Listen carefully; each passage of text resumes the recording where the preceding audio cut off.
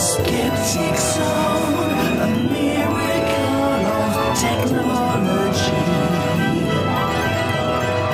A universe of reason, the Skeptic Zone.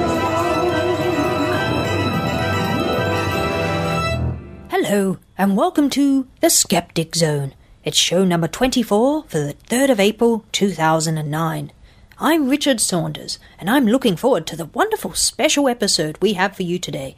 Aren't you, Stefan? Yes, indeed, Richard. I can hardly keep my gut flushed with the wonderment that I'm feeling. Rachael, we're never going to convince them if you start laughing. I'm sorry. Yeah, well, everyone knows you'll laugh. It's a dead giveaway. Well, why do I have to be the funny one? I'm not going to be able to do it if you give me all the one-liners. How about I be Richard instead? Then I can just make silly puns and bad jokes. Okay, but you have to say it like him. You know, the Skeptic Zone. The Skeptic Zone. I should really be in a fridge for that part, shouldn't I? Right, okay, from the top, and no laughing, this is serious stuff. We've only got a minute to get the whole thing done, because there's lots we've got to get through today. Okay. Hello, and welcome to the Skeptic Zone. This is show number 24 for the 3rd of April 2009. I'm Richard Saunders, from The One, and I'm looking forward to the wonderful special episode we have for you today.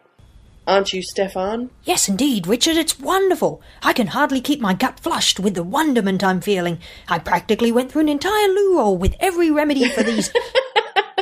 You're doing it again. I'm sorry, I can't help but laugh. Well, how do you think Dr. Krissy Wilson's going to feel if we don't introduce her properly? Now, she came all the way over from the University of Tasmania to do a talk for the Skeptics dinner, and you just get the giggles about it. Oh, you don't need to tell me what the talk was about. Don't forget I was there. It was brilliant.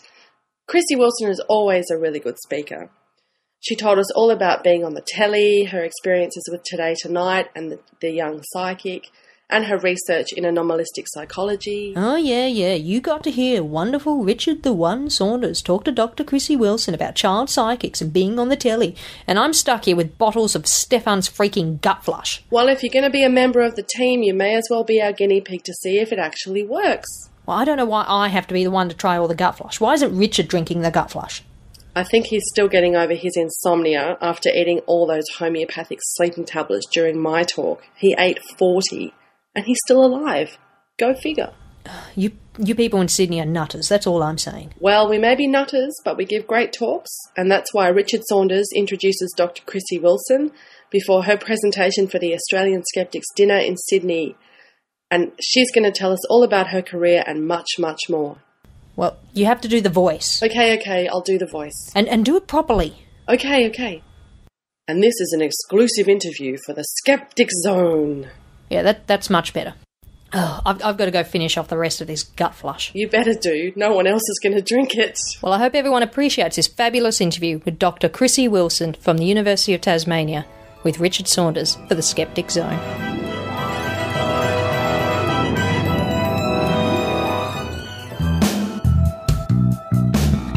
In this week's special, we have an interview with Dr. Krissy Wilson. Dr. Krissy Wilson completed her PhD at Goldsmiths University of London. Her main area of interest is the psychology of belief, the unreliable nature of eyewitness testimony, false memories, and the impact of belief. She currently works at the University of Tasmania in Launceston.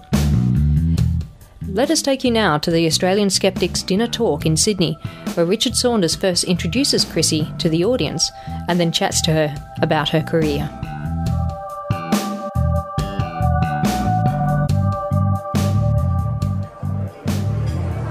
1, 2, 3, testing. Hello, can you all hear me? Hello. I might get the people behind the bar there or somebody who knows to turn up the sensitivity on the microphone a little bit. Our speakers tonight are such shy, retiring flowers. I'm sure they'll figure that out in a moment. Welcome again to the Skeptics dinner. Thank you to President Peter Bowditch for his welcome to you earlier on. My name is Richard Saunders. I'm a current Vice President of the Australian Skeptics here in New South Wales. And I'm here for a number of reasons. One, first up, to encourage you all, if you're not subscribing to our magazine at the moment, The Skeptic, there it is, the latest issue, to consider subscribing. You'll find subscription forms on your tables. If you know a subscriber, they can get you a gift subscription for half price. So if you know a subscriber, have a word to them. It's a new look magazine for our new editor. She's done a wonderful job, full of interesting things, and it's even got an astrology column. Oh yes. Oh yes, we've gone over to the dark side. We've got a very good astrologer. There it is, proof positive. Read your stars in the Skeptic. See? They all say subscribe to the magazine, but never mind. You'll also find on your table some older issues from the recent years. They are slightly different size there. You're welcome to keep those and take them home and have a good read. Encourage other people to read them or take them to your doctor's waiting room. Oh yes. Or your naturopath's waiting room. Even better.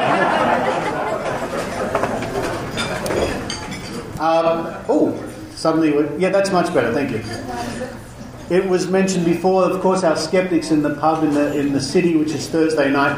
Now, we started this about 5 years ago, I think. Richard, if you remember, about 5 years Skeptics in the pub's been going? Something like that, 5 or 6 years. It's become, we've become a victim of our own success because we now have so many people coming that we're finding it difficult to fit everybody in, which is a marvellous problem to have. But it's a great night. There's a little bit of formality and a few talks and interesting things going on, and Dick Smith will be here this time, which will be great. But the rest of it, seriously, glug, glug, glug, glug. Water, yes. Homeopathic beer, that's what they call it. I'd like to remind everybody that this year our national convention will be in Brisbane, and that's on the 28th and 29th of November. So start planning now. The Australian Skeptics conventions are a very long-running series of conventions. Barry, when was the first one? 1986. Barry's been to every one of them. Including 85, yes. Barry's been to every one of them. I've been to quite a number over the last 10 years. And wow, what a great convention they are. The Australian Skeptics Convention's a great time for everybody. The speeches are always first class. The talks, they're very interesting. And 2010 will be here in Sydney. So you can start planning for that. In November 2010. We are looking forward to that immensely. Now, this is something... As a skeptic, when we're walking along, we keep our eyes open for things. Many of you know there are lots of interesting free magazines you can get called Nova and things like that, which are full of interesting things. But you can also get like interesting little leaflets. I found this little leaflet in the post office for some reason. It says, "It is later than you think." It is later than you think. And it's full of very interesting advice to me, telling me that catastrophe is... that many have feared will come to pass. God's day of judgment and his wrath will fall upon you.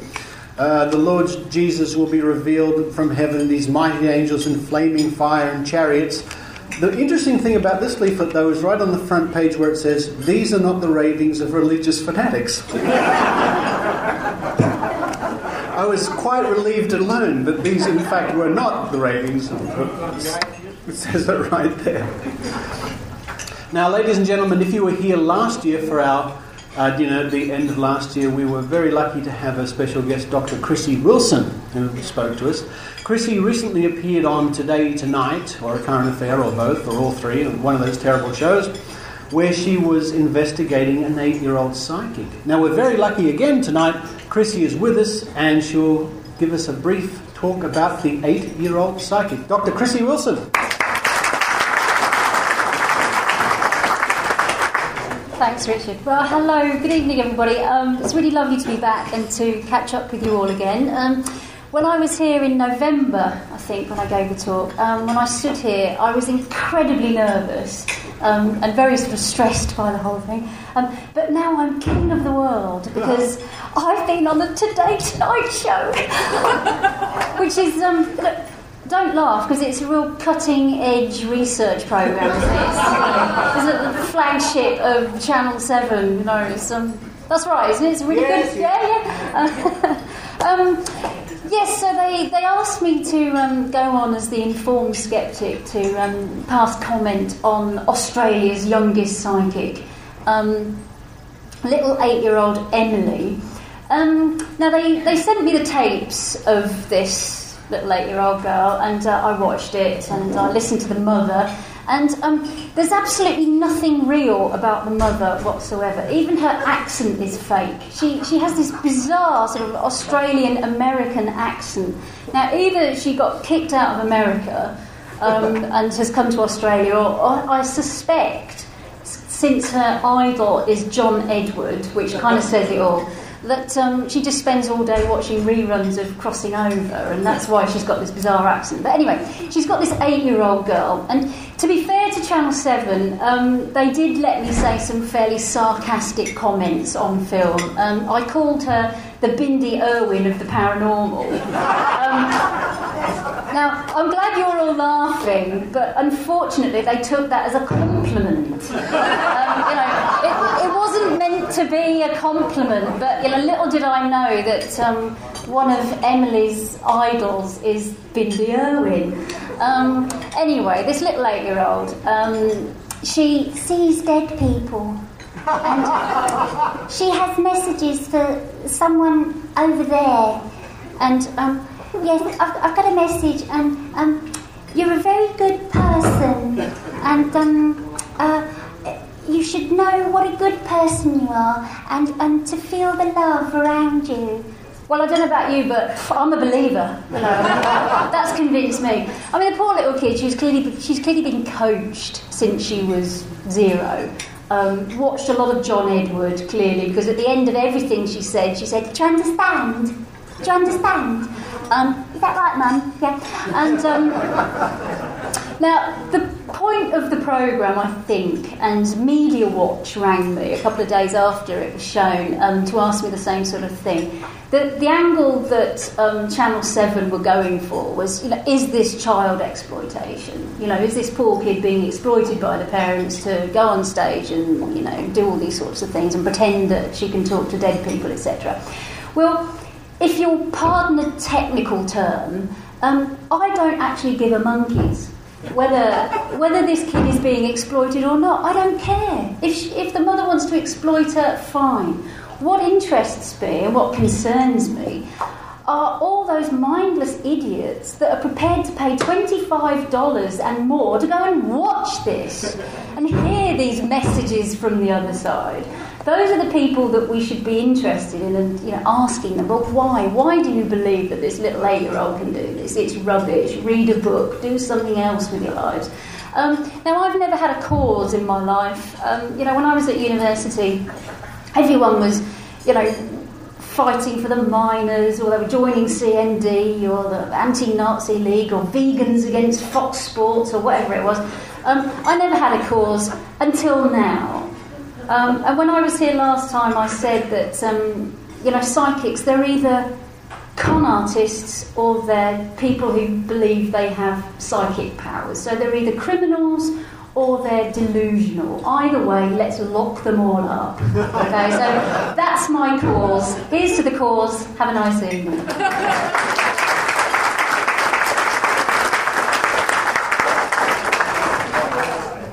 Now, I'm delighted to be talking with Dr. Krissy Wison. Hello, Krissy. Hi, Richard. Hi. Really nice to see you. You're up here in Sydney to actually hear Dr. Rachael Dunlop give her talk tonight. Yep.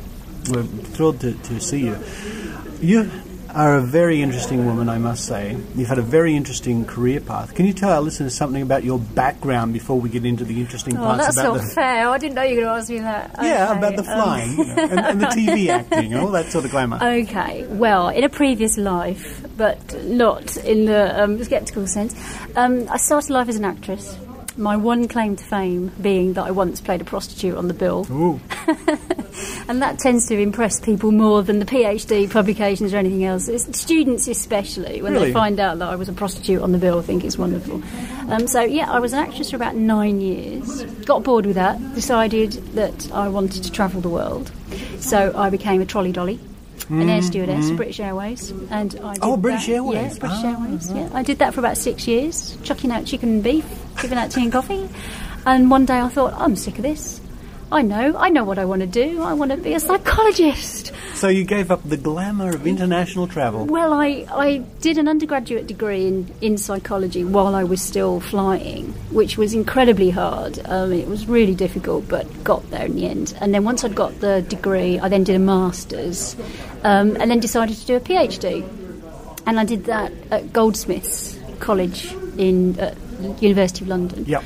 And that's where I got involved in the paranormal and the psychology of belief and all that sort of stuff. And I did my doctorate in the psychology of belief, memory and paranormal experiences and so on. And then decided I was fed up with London, and what I really wanted to do was come to Australia. Of course. And spread the word here. Of but course. The word was already spread.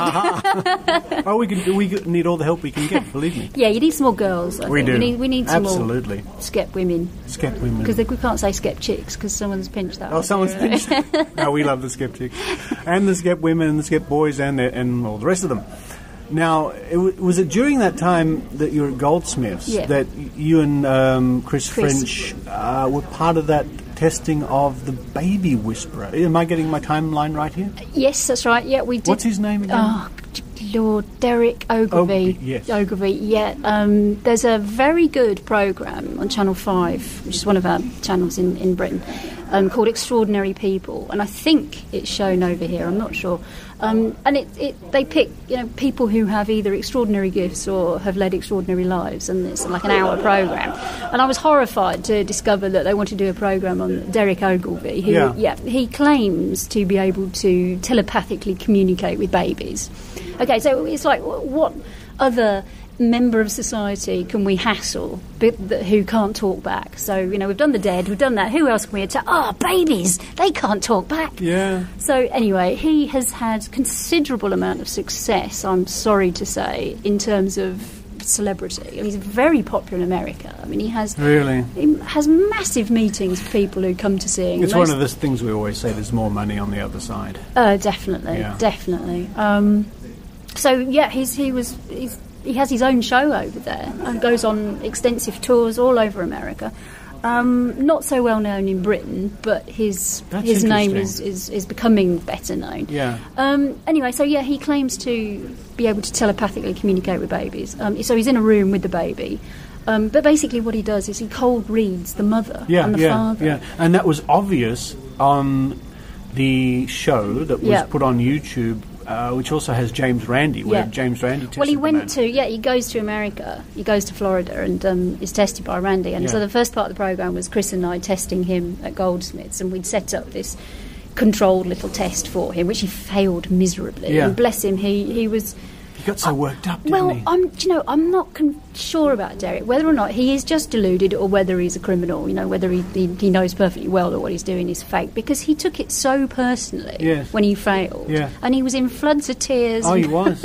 Chris and I had to... I mean, it took hours just to get him to come back in front of the camera again. Well, I mean, from his point of view, and I've come across this myself, when you put somebody who makes all these wonderful claims in the slightest situation where they're under scrutiny or there's some controls, their control over the situation goes out the window. Yeah, and things go wrong and they crumble. Yeah. Well, to me, that's an indication that they're probably sincere and they've lost the plot. I think so with him, but I think he probably started off sincere. Yeah. But then you see, money and power corrupt, and when he started to get the celebrity, when the money started to roll in, I think he's developed his talents. Mm-hmm. So basically, he cold reads the parents, and that was obvious on the video. And he was cold reading the child mind. It wasn't even the parent. Yeah. It was seatbelts and cars and all that sort of thing. It was just ridiculous. It was just rather sad watching it, really. And Chris and I started off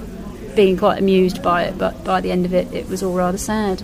And we both felt quite sorry for him in the end, because he was crushed by it. I think he genuinely was crushed. He looked it. Yeah. We both said, "Good Lord, if we've crushed him, what's Randy going to do to the poor love?" And of course, he flew to Florida the very next day, I think, after filming with us, and of course failed. Of course, the Randy. You don't have to be a psychic to know that he was going to fail that particular challenge. Yeah, even though, of course, and which is always the case, and you doubters out there who always say that Randy sets up his challenges so the contestant will fail.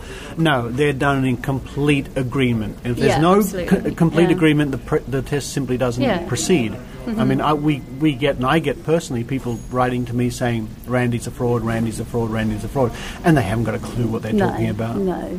It's he set up the experiment. It was perfectly acceptable. Yeah, because I've heard that as well about Randy, and I don't think it's fair. But yeah, he failed that miserably. But the believers will always have an out. Oh, always. Of course. And that's proven. I mean, that's on record, videotape. They always have an out. Yeah. And I mean, he was a nice enough chap. And as I said, by the end of it, Chris and I felt rather sorry for him, really. But it's what I did find extraordinary about the whole thing is why would such a good documentary team make a programme about somebody who thinks they can talk to because it rates babies. And people want to watch it. I know, but isn't that awful? Yes, it is. And you know, that's one of the things that I really want to try and tackle. If I have a cause, then it's going to be that. You know, let's try. What, reality is more interesting than fiction? You're trying to. Well, just doing away with these delusional beliefs. You know, I know it's tough to accept that when we die, that's it. Yeah. But it's a fact of life. Yeah. And until we know for sure that there's something else out there, let's stop this nonsense. I mean, of course he couldn't telepathically talk to babies. I know. It's utterly ridiculous. Absolutely, but people fall for it, and people want to believe that it's real. And what we can actually do about that, I'm not entirely sure. I think we're doing the best we can. I mean, slowly, catchy monkey, the old expression. Softly. Mm-hmm. Well, I'm. But there are some people we can't reach. Of course. No, and you know, the more I learn about this stuff, the more I study it, the more I teach about the psychology of belief as a lecturer, and the more talks I give, etc., and the more I meet believers and skeptics, the more I'm convinced that belief is something that we're always going to have. I'm convinced that we're part actually of being human. Yeah, we're born to believe. Well, then, it's the age-old question is, what makes you and I different? Well, I don't think we are. We do believe. We believe in skepticism. We're here because of belief. We believe in skepticism. We believe in science. But that is fundamentally not believing. You see where I'm coming from? So we don't believe. Well, no, I disagree. I think it is a belief. Yeah? We believe in scepticism. That in itself is a belief. And I believe in science. I believe true. In the scientific method. Maybe the term belief can be a little vague, or you can stretch the word belief. Because I don't. You know, you're right. I do believe in science, and I do believe it is the right way to go. But when I use the word believe, I don't think I'm using the word believe in the same way someone who would say I definitely believe in God would use it. No, but it's still belief. It's still belief. It's still belief. And from the moment we start breathing, we start believing. In that case, we believe in politics. We believe in love. Oh, baby.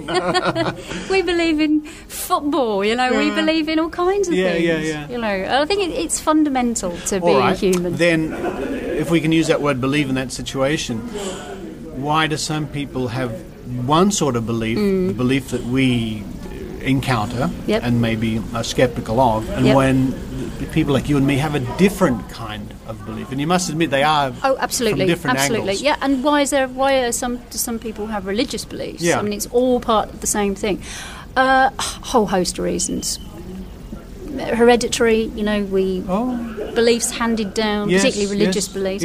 Environmental influences, friends, peers, education. Do you think anybody from birth is capable of going one way or the other, or some people will be completely locked up in fanciful beliefs, let's say, put it that way?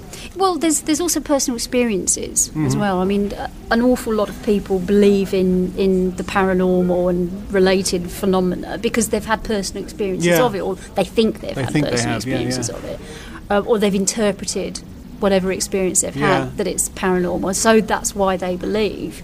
But there's all kinds of reasons. I mean, psychological reasons why people believe, because it fills a need for them. You know, it's if we accept that, you know, it's very difficult for us to accept that life is probably meaningless. Yes, that's right.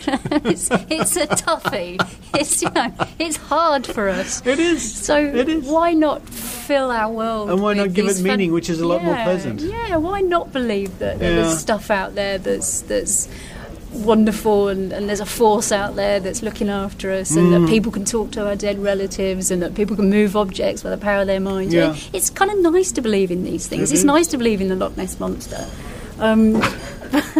But I don't think the it's Loch not Ness real. Monster even believes in the Loch Ness Monster anymore. Probably not. I tell you what, an interesting thing about the Loch Ness Monster, when I do my school shows and I'm talking to kids who are, I don't know, 13, 14, 15, that age group, it's like going in a little time warp back to when I was a kid, because we say, who's heard of the Loch Ness Monster? All the hands go up. Yeah. UFOs, all the hands go up. Bigfoot, all the hands go up. And thinking, that's incredible.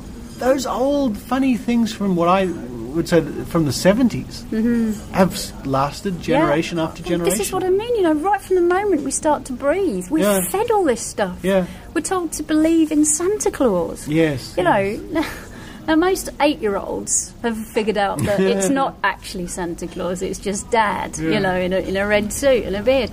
But so why aren't adults able to do the same thing? But apparently not, But we're fed all this right from the word We go. are. Beliefs. Now, it's there. So you were saying before you've made the great journey. The great Tasmania. journey to Tasmania. To I know, I Tasmania. just kept going when I hit Sydney. I thought, And no, just I'm kept carrying going. on. So tell us what you're up to in Tasmania. Well, University of Tasmania has very kindly said that I can now teach my course on the psychology of belief, which I'm going to call the science of self-deception. Oh, that's nice. That's going to be That's my very angle, good, yeah. because I think that all this is really part of what it is to be human, and part of being human is this ability that we all have to self-deceive. Self-deception. It's limitless. Sometimes it's impossible not to. I mean, I do a little display with optical illusions, and in that situation, there's no two ways about it. You have to be. You are deceived. Your eyes and your brains are being Well, this designed. is it. Our cognitive abilities constantly let us down. Yeah. We see things that we haven't seen. We hear things we haven't heard. We even remember events that never even took place. Absolutely. So we're constantly being Or in deceived. my case, I forget things all the time that really did happen. Well, me too. But that's another story. That's usually because of alcohol.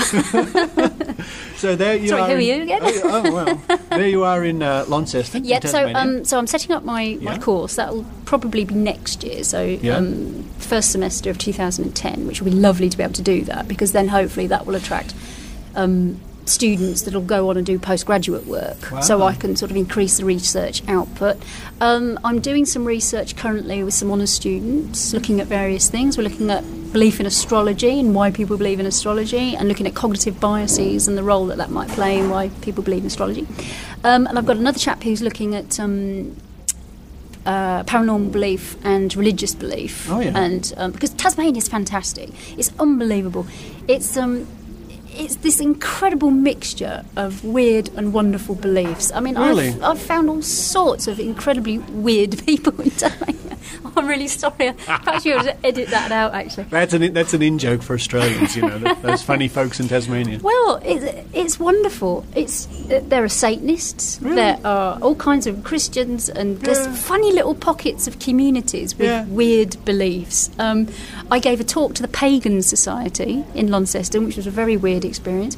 It's fantastic. So, and there hasn't been any sort of widespread research done in Tasmania on beliefs over there, so my sample will be sort of fresh and new, so it's going to be quite interesting. And it would be interesting to compare surveys with surveys that have been done on the mainland and see if there's any difference, because there's very much a sort of island mentality in Tasmania. Yeah. I mean, it's a wonderful place. I absolutely love it. It is. I've been there a couple of times. It's absolutely home. It's gorgeous. It really is home for me now. But do you get down to Hobart much? I try to, because I have to travel down there I like to the teach harbour. sometimes. It's a very pretty place. It's lovely. We were there. Now, when was it? Last year or the year before? Yeah, 2007. That was the conference. The conference. That was the week I arrived. Yeah. Yes, that was the week we met. It was. It was like the year before last. That's yes, right. November 2007. 2007. There you were. I remember. You gave a great talk. Yeah, it was good. Somebody It was sang great. this song for Satan. What was that? That was the Oh no, the Led Zeppelin. Yeah, the Led Zeppelin messages, backwards. Yeah. Oh, what is it? There's a little tool shed with Yeah, Satan and all this. That's right. Yeah. If you play There we Led go, Zeppelin self-deception. backwards, folks, it's You all are there. Satan. It's all there. Everything's Satan. Yeah, no, Hobart's nice, but Launceston's very pretty too. It is, It's, yeah. I'm glad I'm up in the north, actually. Now, if people want to find out more about what you're up to or Yep. your course, how can they contact you? Okay, well, they can email me, krissy.wilson@utas.edu.au. Look on the website. There should be stuff up there about me and what I do, and hopefully next year I'll be able to set up my own research lab. That's the plan. The idea was that I was going to call it the Centre of Research for Anomalistic Psychology, or CRAP for short. But I'm not sure that the powers that be are going to be too pleased about that, because I'm so desperate to say, I'll introduce myself. Hello, my name's Dr. Krissy Wison. I'm head of CRAP at UTAS. Oh, I hope you do. Thanks, Krissy. Always a Okay. pleasure. And thank you.